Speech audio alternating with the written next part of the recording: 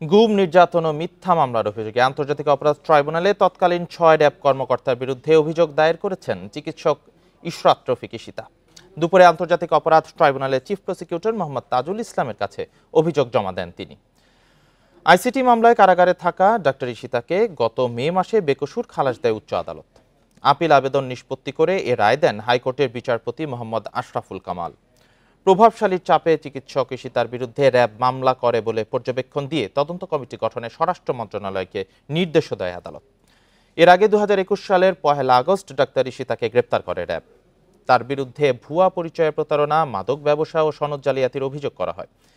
মিরপুর থানার প্রতারণা ও মাদকদ্রব্য নিয়ন্ত্রণ আইনের ২ মামলায় ঈশিতাকে মোট ৬ দিনের রিমান্ডে নেয় পুলিশ।